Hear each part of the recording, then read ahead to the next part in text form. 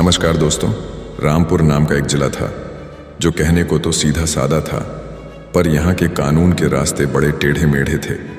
अभी कुछ ही हफ्तों पहले इस रामपुर जिले की कमान एक नई एसपी साहिबा ने संभाली थी। नाम था आरती सिंह। उनकी उम्र कोई 30 से 32 साल थी, लेकिन आंखों में ऐसी तेजी और चेहरे पर ऐसा आत्मविश्वास था कि बड़े बड़े अपराधी भी नजरें झुका लेते थे। आरती के लिए रामपुर महज एक और पोस्टिंग नहीं थी, यह एक चुनौती थी। उसे पता था कि बाहर से शांत दिखने वाले इस जिले के भीतर जुर्म और भ्रष्टाचार की जड़ें बहुत गहरी थीं। वह हर रोज सुबह अपनी बड़ी सी ऑफिस कुर्सी पर बैठती, फाइलों के ढेर को देखती और सोचती, शुरुआत कहाँ से करूं? ऐसी ही एक उमस भरी दोपहर थी। ऑफिस के बाहर पेड़ों पर सन्नाटा पसरा था और कूलर की घरघराहट भी कानों में चुभ रही थी। तभी एक अधेड़ उम्र की महिला, जिसका नाम शांति देवी था, अपनी करीब 20 साल की बेटी राधा के साथ डरते डरते एसपी ऑफिस के गेट पर पहुंची। उनके कपड़े मैले थे। जी हां दोस्तों, आज की कहानी कुछ ऐसी है जो आपको भी हैरान कर देगी, तो वीडियो में अंत तक बन रहे और साथ ही हमारे चैनल को दिल से एक लाइक और सब्सक्राइब जरूर कर लीजिएगा दोस्तों। मेरे चेहरे पर हफ्तों की थकान और आंखों में एक अजीब सी बेबसी थी। शांति देवी का दिल किसी पंछी की तरह सीने में फड़फड़ा रहा था। उनके हाथ कांप रहे थे और गला सूख कर कांटा हो गया था। उनकी बेटी राधा ने अपनी मां का हाथ थामते हुए कहा, मां, डर मत, यहां हमारी सुनवाई होगी। किसी ने बताया था कि नई मैडम बहुत अच्छी हैं। शांति देवी की आंखों में आंसू भर आए। बेटा, अब हिम्मत नहीं बची। थाने में जो हुआ उसके बाद तो भगवान पर से भी भरोसा उठ गया है। कुछ हफ्ते पहले तक उनकी जिंदगी ऐसी नहीं थी। गांव के एक कोने में उनका छोटा सा कच्चा पक्का घर था।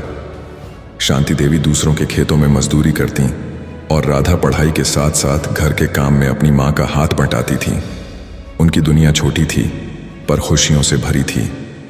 फिर एक दिन उनकी खुशियों को गांव के सबसे बड़े जमींदार गजराज सिंह की नजर लग गई। गजराज सिंह सिर्फ जमींदार नहीं था, वह गांव का बेताज बादशाह था। उसकी मर्जी के बिना गांव में पत्ता भी नहीं हिलता था। पुलिस, पटवारी सब उसकी जेब में थे। उसकी नजर शांति देवी के छोटे से घर पर थी, जो हाईवे के पास बन रही एक नई सड़क के किनारे था। वह उस जमीन को कौड़ियों के दाम में हड़पना चाहता था। एक सुबह वह अपने 4 गुंडों के साथ उनके दरवाजे पर आकर धमकाने लगा, बुढ़िया, यह जमीन खाली कर, मैंने खरीद ली है। उसकी आवाज में अहंकार और धमकी का झर घुला हुआ था। शांति देवी ने हाथ जोड़कर कहा, मालिक, यह मेरे पुरखों की जमीन है, हम कहां जाएंगे? तभी राधा बाहर निकली। उसकी आंखों में डर नहीं, गुस्सा था। किस हक से खरीदने की बात कर रहे हो? यह हमारी जमीन है और हम इसे नहीं बेचेंगे। एक जवान लड़की का यूं बोलना गजराज को बर्दाश्त नहीं हुआ।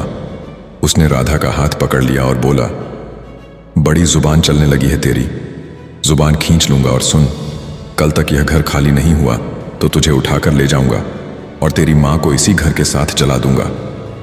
उस दिन मां बेटी जैसे तैसे बचकर भागी। उन्हें लगा कि कानून उनकी मदद करेगा। वे सीधे स्थानीय थाने पहुंचे।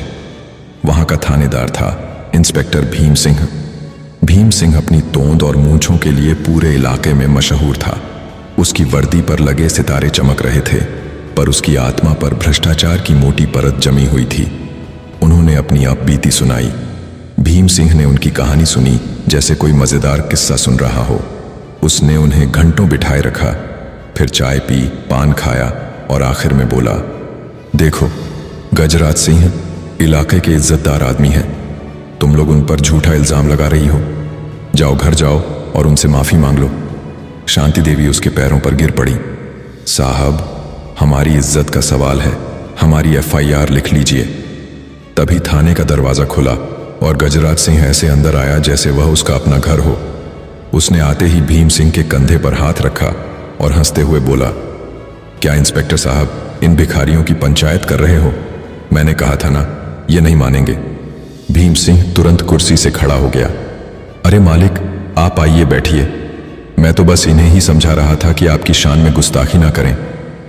गजराज ने घूरती हुई नजरों से मां बेटी को देखा और बोला, इंस्पेक्टर साहब, इनको अच्छे से समझाइए, वरना अगली बार यह शिकायत करने लायक नहीं रहेंगी। उस दिन थाने में उनकी एफआईआर नहीं लिखी गई, उलटे उन्हें ही धमकाकर भगा दिया गया। उस दिन के बाद से उनका जीना मुश्किल हो गया था। गजराज के गुंडे रोज दरवाजे पर आकर धमकियां देते। गांव वालों ने भी डर के मारे उनसे बात करना बंद कर दिया था। किसी ने हिम्मत करके उन्हें बताया कि जिले में नई एएसपी मैडम आई हैं, शायद वहीं कुछ कर सकें। इसी आखिरी उम्मीद के साथ वे आज यहां पहुंची थीं। एसपी आरती सिंह की नज़र गेट पर खड़े संतरी पर पड़ी, जो शांति देवी और राधा को अंदर आने से रोक रहा था। आरती ने इंटरकॉम पर अपने पीए को कहा, उन दोनों को अंदर भेजो। जैसे ही शांति देवी और राधा कांपते कदमों से ऑफिस में दाखिल हुई, आरती अपनी कुर्सी से खड़ी हो गई। उसने देखा कि शांति देवी कितनी डरी हुई है। उसने नरम आवाज में कहा, आइए माँ जी बैठिए, पानी पीजिए। एक बड़े पुलिस अफसर के मुंह से माँ जी सुनकर शांति देवी की आंखों से झरझर आंसू बहने लगे। उसने अपनी पूरी कहानी, अपनी पूरी पीड़ा आरती के सामने उतार दी। राधा ने भी गुस्से और बेबसी से भरी आवाज में बताया कि कैसे थानेदार भीम सिंह ने उनकी मदद करने के बजाय उन्हीं को बेइज्जत किया और कैसे गजराज सिंह थाने में बैठकर उन्हें धमकाता रहा। पूरी बात सुनते हुए आरती का चेहरा पत्थर की तरह सख्त हो गया। उसकी उंगलियां मेज पर रखे पेपर वेट पर कस गईं। उसे गुस्सा आ रहा था अपने ही सिस्टम पर, उन कीटों पर जो वर्दी पहनकर उसे खोखला कर रहे थे। उसे शांति देवी में अपनी माँ और राधा में अपनी छोटी बहन नजर आ रही थी।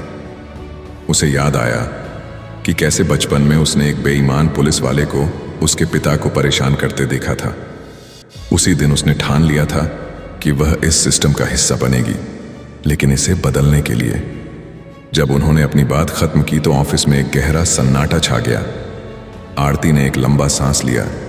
वह जानती थी कि अगर उसने अभी रामपुर थाने में फोन किया तो भीम सिंह तुरंत हरकत में आ जाएगा। वह कोई झूठी ही एफआईआर दर्ज कर लेगा, गवाहों को डरा देगा और शायद शांति देवी और राधा को रास्ते से ही गायब करवा दे। वो इतना शातिर था कि अपने पीछे कोई सबूत नहीं छोड़ता था। नहीं, इसे हाथों पकड़ना होगा। इसे वहीं पकड़ना होगा जहां यह आम आदमी को अपनी ताकत का घिनौना नाच दिखाता है। आरती ने एक फैसला लिया, एक ऐसा फैसला जो पुलिस की किताबों में नहीं लिखा था। उसने शांति देवी के कंधे पर हाथ रखा। माँ जी, आप चिंता मत कीजिए, आपको इंसाफ मिलेगा और आज ही मिलेगा, लेकिन उसके लिए आपको मेरी एक मदद करनी होगी। शांति देवी ने हैरानी से पूछा, कैसी मदद बिटिया? आपको मेरे साथ एक बार फिर उसी थाने में चलना होगा। यह सुनते ही शांति देवी और राधा के चेहरे का रंग उड़ गया। राधा बोली, नहीं मैडम, हम वहां दोबारा नहीं जा सकते। वो भीम सिंह हमें मार डालेगा। आरती ने मुस्कुराकर कहा, इस बार आप अकेली नहीं होंगी। इस बार आपकी यह बेटी आपके साथ चलेगी। उसने अपने पीए को बुलाया और उसे कुछ निर्देश दिए। जाओ, मेरे लिए एक साधारण सा सलवार सूट लेकर आओ, और हाँ, गाड़ी तैयार रखो, लेकिन पुलिस की नहीं, एक प्राइवेट जीप। पीए हैरान था, पर वह मैडम के काम करने का तरीका जानता था। वह चुपचाप चला गया। आरती ने शांति देवी को समझाया, देखिए माँ जी, मैं वहां एएसपी बनकर नहीं जाऊंगी, मैं आपकी बेटी बनकर जाऊंगी। मैं देखना चाहती हूं कि वह लोग एक आम नागरिक के साथ कैसा बर्ताव करते हैं। आपको बस इतना करना है कि आप मुझे पहचानेंगी नहीं। क्या आप कर पाएंगी? शांति देवी की आंखों में अब डर की जगह एक नई चमक थी। उन्होंने आरती के सिर पर हाथ फेरते हुए कहा, हाँ बिटिया, तू हमारी खातिर इतना कर रही है तो हम अपनी जान भी दे देंगे। आधे घंटे बाद एसीपी आरती सिंह एक साधारण से नीले रंग के सलवार सूट में थी। उसने अपने बाल बांध लिए थे और चेहरे पर कोई मेकअप नहीं था। उसे देखकर कोई नहीं कह सकता था कि यह रामपुर जिले की सबसे बड़ी पुलिस अफसर है। वो शांति देवी और राधा के साथ एक प्राइवेट जीप में बैठी और रामपुर थाने की ओर चल पड़ी। गाड़ी में खामोशी थी। शांति देवी का दिल अभी भी जोर जोर से धड़क रहा था, पर अब उस धड़कन में डर के साथ साथ एक अजीब सा रोमांच भी था। राधा बार बार शीशे से आरती को देख रही थी। उसे अपनी आंखों पर यकीन नहीं हो रहा था कि एक एसपी खुद उनके लिए इतना बड़ा खतरा मोल ले रही है। आरती की नजरें सड़क पर थीं, पर उसका दिमाग किसी शतरंज के खिलाड़ी की तरह अगली चालें सोच रहा था। रामपुर थाने के बाहर का माहौल हमेशा की तरह था। कुछ पुलिस वाले सुस्ता रहे थे, एक कोने में चाय की दुकान पर भीड़ लगी थी और हवा में एक अजीब सी लापरवाही तैर रही थी। जैसे ही आरती, शांति देवी और राधा के साथ जीप से उतरी, बाहर बैठे एक हवलदार ने उन्हें घूर कर देखा और अपनी मूंछों पर ताव दिया। थाने के अंदर घुसते ही एक अजीब सी उब ने उनका स्वागत किया। सीलन, पसीने और पुरानी फाइलों की मिलीजुली गंध। सामने ही एक मुंशी अपनी मेज पर बैठा खर्राटे ले रहा था। आरती ने खास कर उसका ध्यान अपनी ओर खींचा। मुंशी ने बड़ी मुश्किल से आंखें खोलीं और उन्हें ऊपर से नीचे तक ऐसे देखा जैसे वे कोई कीड़े मकोड़े हों। क्या काम है? उसकी आवाज में रूखापन था। आरती ने बड़ी शांति से कहा, हमें रिपोर्ट लिखवानी है।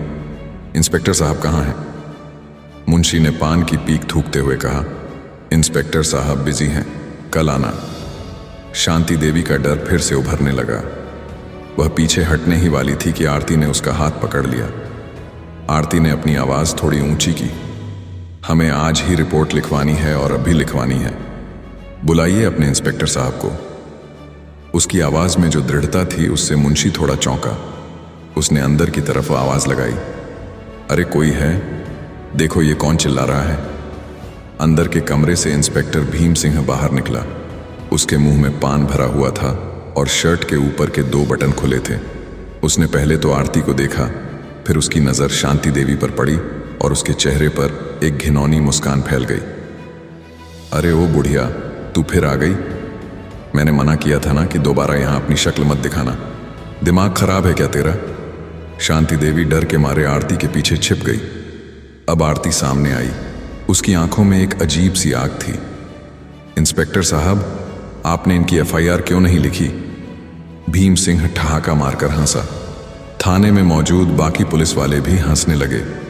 तू कौन होती है मुझसे ये पूछने वाली? इसकी नई नई वकील बनी है क्या? शक्ल देखी है अपनी, बड़ी आई कानून सिखाने वाली। आरती ने शांत रहते हुए कहा, मैं भी एक नागरिक हूं और आप एक पब्लिक सर्वेंट हैं। आपका फर्ज है हमारी शिकायत सुनना। आप इनकी एफआईआर अभी दर्ज कीजिए, वरना इसकी शिकायत ऊपर तक जाएगी। ऊपर तक जाएगी? भीम सिंह अब गुस्से में आ गया था। उसका अहंकार चोट खा चुका था।